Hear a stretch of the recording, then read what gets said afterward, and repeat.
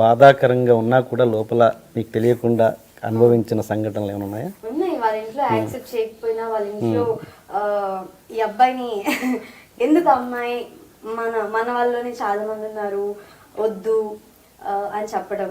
దాని తర్వాత ఈ ఫీల్డ్ లోకి వచ్చిన తర్వాత కూడా రిజెక్షన్ స్టార్ట్ అవ్వడం. ఓకే.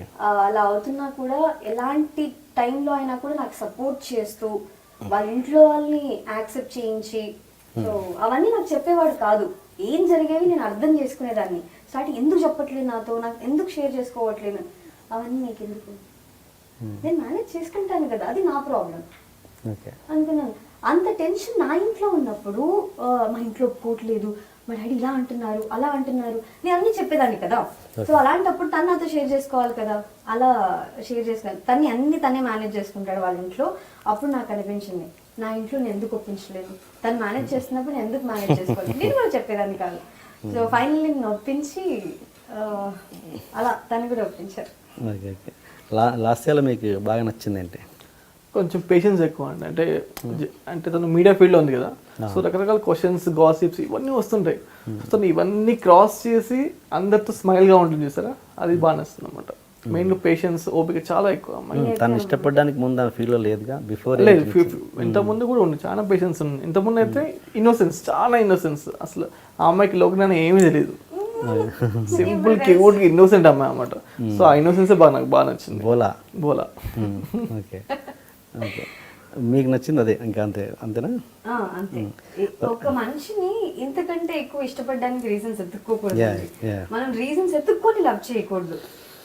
ఇక్కడ అనిపించాలి, నాకు అనిపించింది నా సోల్మేట్ తినే నేను ఎంతో హ్యాపీగా ఉండగలను అని అనిపించింది. ఇప్పుడు అలాగే ఇప్పుడు 7 years ట్రావెల్ చేసామంటే 7 yearsలో మేము హ్యాపీగా ఇలాగే వెళ్తున్నామని లేదు. చాలా అప్స్ అండ్ డౌన్స్ వస్తాయి, ప్రతి ఒక్కరి లైఫ్లో ఉంటాయి. మాకు అలా చాలా గొడవలు జరిగాయి. గొడవలు జరిగినా మేము కాంప్రమైజ్ అవ్వలేదు. సో కూర్చొని మాట్లాడుకొని డిస్కస్ చేసుకునే వాళ్ళం, ఎవరిది తప్పు, ఎక్కడ ఎక్కడ జరుగుతుంది ఇదంతా. సో కూర్చొని మాట్లాడుకునే వాళ్ళం. ఏదైనా మా ఇద్దరి మధ్యలో ప్రాబ్లం అయితే ఫస్ట్ కూర్చొని మాట్లాడతాం. ఒకరు చెప్పేటప్పుడు నేను ఎప్పుడైనా సరే ముందు నేను చెప్పేది విను అంటాను, వింటారు. దాని తర్వాత ఇప్పుడు నేను మాట్లాడినా అది నాకు చాలా ఇష్టం. అంటే ముందు కంఫర్టబుల్ స్పేస్ ఇస్తాడు, నువ్వు చెప్పేది చెప్పు, విన్న తర్వాత నేను మాట్లాడతా, అది నాకు చాలా ఇష్టం. సో అలాంటి పర్సన్ ఎలా మిస్ చేసుకోవాలి. ఇప్పుడు ఎలా గొడవలు జరుగుతాయి, ముందు నేను అంటే చాలా మందిలో చూసాను ఏంటంటే నేను చెప్పింది వినట్లేదని చెప్పేసి అక్కడ మాట్లాడతారు, అక్కడ అంటే ఇద్దరిలో గొడవ స్టార్ట్ అవుతుంది, ఈగో స్టార్ట్ అవుతుంది, ఫైటింగ్ స్టార్ట్ అవుతుంది. మా ఇద్దరి మధ్యలో ఆ ఫైటింగ్ దాకా రాదు. నేను మాట్లాడుతున్నప్పుడు తను సైలెంట్ అవుతాడు, సో తను మాట్లాడుతున్నప్పుడు నేను సైలెంట్ అవుతాను. అది రిలేషన్ని అదే కాపాడుతుందేమో అనిపిస్తుంది. మీ మధ్య వచ్చిన ఒక చిన్న ఇష్యూ, ప్రేక్షకులతో షేర్ చేసుకోగలిగే ఇష్యూ ఏదైనా ఒకటి చెప్పండి, కూర్చొని మళ్ళీ సాల్వ్ చేసుకునే. మా ఇద్దరి ఫ్యామిలీ కాకుండా రూమర్స్ గురించి చెప్తా. రూమర్స్ వస్తున్నాయి.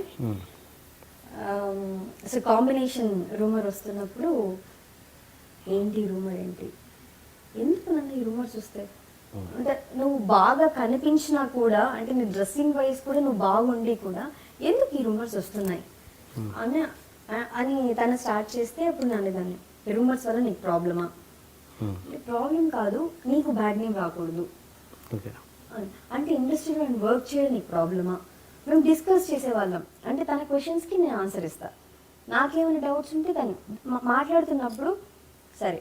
షూట్స్కి అబ్బాయి చాలాసార్లు వచ్చాడు, ఎవరికి తెలియదు.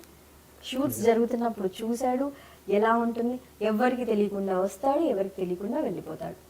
ఇక్కడ ఏంటంటే మనకు ఒక బాయ్ ఫ్రెండ్ ఉన్నాడు అని తెలిస్తే చాలా బాయ్ ఫ్రెండ్ ఉన్నాడు రా పిల్లకి ఇలా మాట్లాడతారు.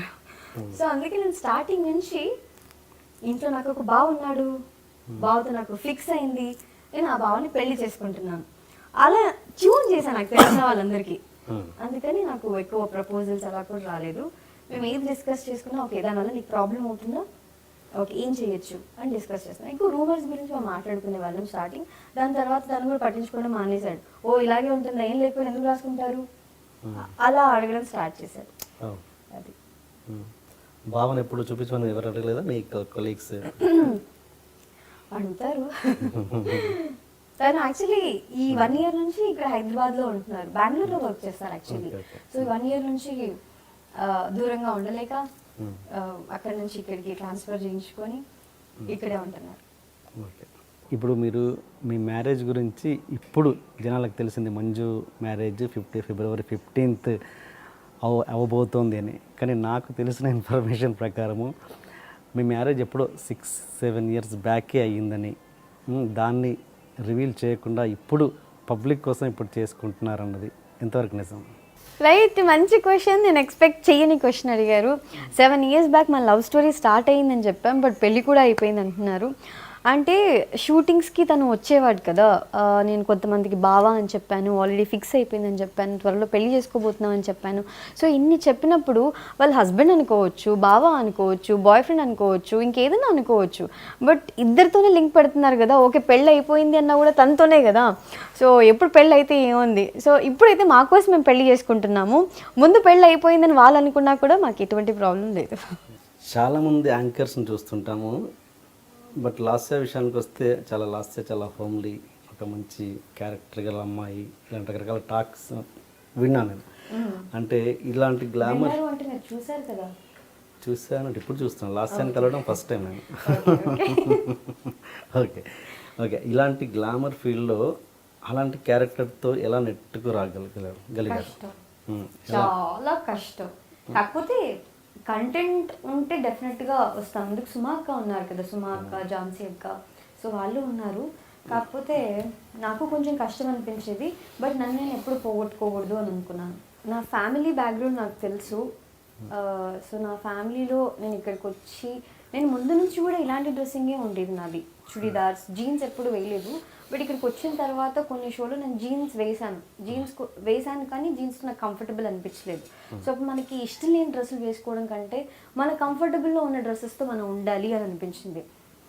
సో ఇంట్లో కనుక నేను వేరే డ్రెస్సింగ్లో కనిపించాను ఆన్ స్క్రీన్ అంటే ఇక మా నాన్న వచ్చి చాలు చేసింది చాలు ఇంటికి పోదా అంటారు.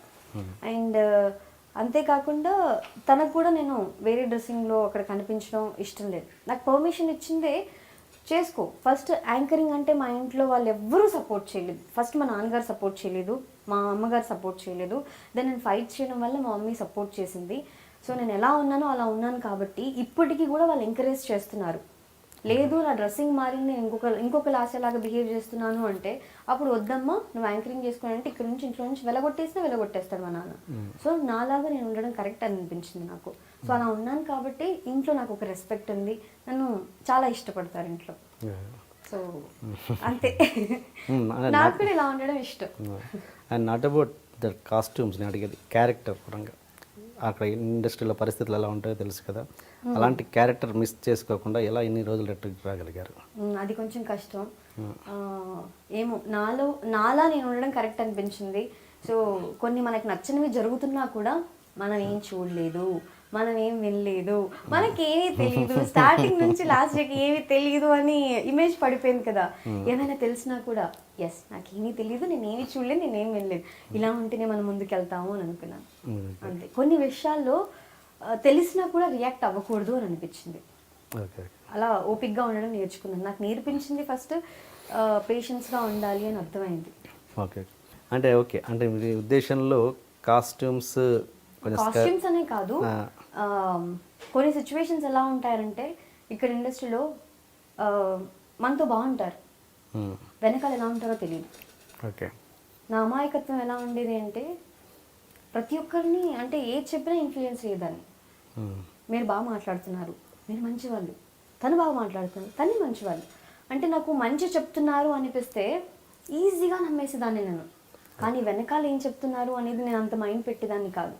ఒక్కొక్కటి తెలుస్తున్న కొద్దీ ఓ మనుషులు ఇలా ఉంటారా, ఓ ఆన్ స్క్రీన్ యాక్టింగ్ కాదు ఇక్కడ ఆఫ్ స్క్రీన్ అంతకు మించిన యాక్టింగ్ ఉంటుంది. అలాంటప్పుడు మనం అందరితో బాగుండాలి, అందరితో నవ్వుతూ ఉండాలి. వాళ్ళ గురించి మనకి ఏం తెలిసినా కూడా తెలియనట్టుగా ఉండి బాగున్నారా, అవునా, ఇలా ఉండాలి. వాళ్ళు అంటే మన గురించి కొందరికి పడకపోవచ్చు, అలా ఉన్నా కూడా మనం బాగుండాలి అన్న విషయం అర్థమైంది. నటించాలి, ఆఫ్ స్క్రీన్ ఎక్కువ నటించాలి.